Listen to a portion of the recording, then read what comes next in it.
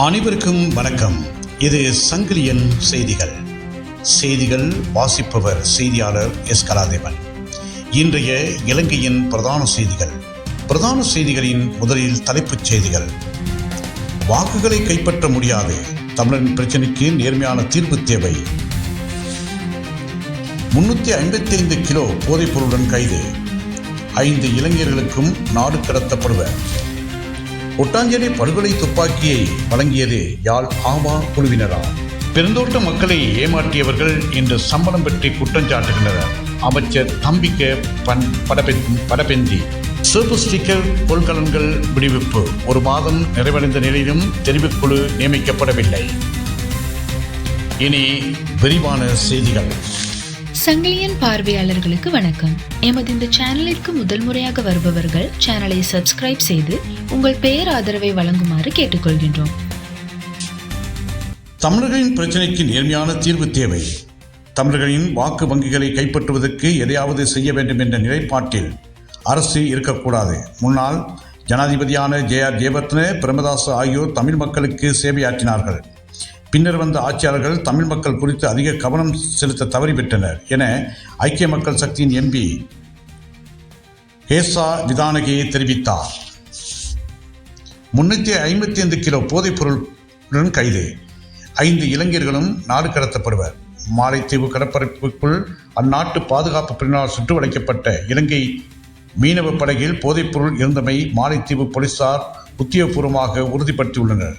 சட்டவிரோதமாக மாலைத்தீவு கடற்பரப்புக்குள் நுழைந்த இந்த மீனவ படகை கடந்த 7ஆம் தேதி அந்நாட்டின் தேசிய பாதுகாப்பு படையினர் கடலோர காவல் படை அதிகாரிகள் கைப்பற்றினர். கொட்டாஞ்சேரி படுகொலை துப்பாக்கி வழங்கியது யாழ் ஆவா குழுவினரா? கொழும்பு கொட்டாஞ்சேரியில் அண்மையில் இடம்பெற்ற துப்பாக்கி சுட்டு கொலை தொடர்பான விசாரணையில் யாழ்ப்பாணத்தைச் சேர்ந்த மேலும் 2 கைது செய்யப்பட்டுள்ளனர். ஏற்கனவே இந்த சம்பவம் தொடர்பில் பெண் ஒருவர் உட்பட பலர் கைது செய்யப்பட்டுள்ளனர். அத்துடன் 18 வயதான துப்பாக்கித்தாரியும் கைது செய்யப்பட்டுள்ளார். இந்த நிலையில் மேற்படி துப்பாக்கித்தாரியிடம் நடத்தப்பட்ட விசாரணையின் போது தமக்கு கொலைக்கான துப்பாக்கியை வழங்கிய 2 குறித்து அவர் தகவல்களை வழங்கியுள்ளார். பெருந்தோட்ட மக்களை ஏமாற்றியவர்கள் என்ற சம்பளம் பற்றி குற்றச்சாட்டுகின்றனர். அமைச்சர் தம்பிக்க படபெந்தி.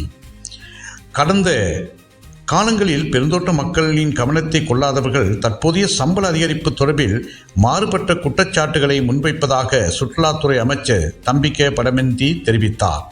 பாராளுமன்றத்தில் திங்கட்கிழமை இடம்பெற்ற 2026ஆம் ஆண்டுக்கான வரவு செலவு திட்டம் மீதான 2ஆம் நாள் விவாதத்தில் உரையாற்றுகையிலேயே இவ்வாறு தெரிவித்த அவர் மேலும் பேசுகையில், வரவு செலவு திட்ட மீதான விவாதத்தில் உரையாற்றும் எதிர்க்கட்சியின் எம்பிகள் விமர்சனங்களை குற்றச்சாட்டுகளையும் மாத்திரமே முன்வைக்கின்றார்கள்.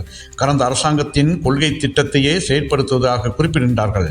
எதிர்க்கட்சியில் உள்ள ஒரு சில முற்போக்கான உறுப்பினர்களின் கருத்துகளும் அதிருப்திக்குரியது. இந்த வரவு செலவு திட்டம் எளிமையான வகையில் அனைத்து தரப்பினரையும் உள்ளடக்கிய வகையில் சமர்ப்பிக்கப்பட்டுள்ளது. பெருந்தோட்ட மக்களின் சம்பளம் அதிகரிக்கப்பட்டுள்ளது.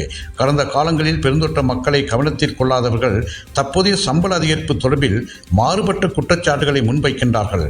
பொருளாதார பாதிப்புக்கு மத்தியில் தான் வரவு செலவு திட்டம் தயாரிக்கப்பட்டுள்ளது. கிராமிய அபிவிருத்தி, நகர உட்கட்டமைப்பு உள்ளிட்ட சகல துறைகளுக்கும் நிதி ஒதுக்கிடப்பட்டுள்ளது. குற்றச்சாட்டுகளை மாத்திரம் முன்வைக்கும் எதிர்க்கட்சியினர் சிறந்த விடயங்களை கவனத்தில் எடுக்கவில்லை என அவர் தெரிவித்தார்.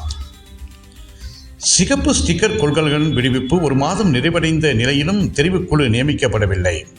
சிவப்பு ஸ்டிக்கர் கொள்கலன்கள் விடுவிக்கப்பட்ட விவகாரம் தொடர்பில் ஆராய பாராளுமன்ற தெரிவுக்குழு ஒன்றை நியமிக்க இணக்கப்பாடு எட்டப்பட்டு 1 மாதம் நிறைவடைந்துள்ள நிலையிலும் இதுவரையில் ஒரு குழு நியமிக்கப்படவில்லை.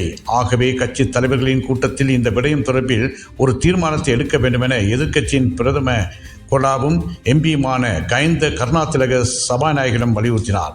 பாராளுமன்றத்தில் நேற்று செவ்வாய்க்கிழமை விசேட கூட்டொன்றை முன்வைத்தே இதனை வலியுறுத்திய அவர் மேலும் கூறுகையில், தடுத்து வைக்கப்பட்ட நிலையில் சுங்கத்தில் இருந்து பரிசோதனைகள் இன்று விடுவிக்கப்பட்ட சிவப்பு ஸ்டிக்கர் ஒட்டப்பட்ட 323 கொள்கலன்கள் தொடர்பில் ஆராய பாராளுமன்ற தெரிவுக்குழு ஒன்றை நியமிக்குமாறு 2025 10 7ஆம் தேதி எதிர்க்கட்சி எம்பிகள் சபாநாயகர் உங்களிடம் எழுத்து மூலமாக வலியுறுத்தினார்கள். 2025 10/10 அன்றைய தேதி அன்று நடைபெற்ற பாராளுமன்ற அலுவல்கள் பற்றிய குழுவில் தெரிவுக்குழு ஒன்றை அமைப்பதற்கு தீர்மானிக்கப்பட்டு 2025 10/17ஆம் தேதி அன்று பாராளுமன்ற ஒழுங்கு பத்திரத்தில் திகதி குறிப்பிடப்படாமல் இந்த பிரேரணை உள்ளடக்கப்பட்டிருந்தது சர்ச்சைக்குரிய கொள்கலன்கள் விடுவிக்கப்பட்ட விவரம் தெரிவுக்குழு ஒன்றை நியமிக்க பாராளுமன்ற அலுவல்கள் பற்றிய குழுக்கள் இணக்கப்பாட்டு எட்டப்பட்டு 1 மாதம் நிறைவடைந்துள்ள நிலையிலும் இதுவரையில் குழு நியமிக்கப்படவில்லை என அவர் தெரிவித்தார். இத்துடன் இலங்கையின் பிரதான செய்திகள் நிறைவு பெறுகின்றன. மீண்டும் ஒரு பிரதான செய்தியில் உங்களை சந்திக்கும் வரை அன்பு வணக்கம்.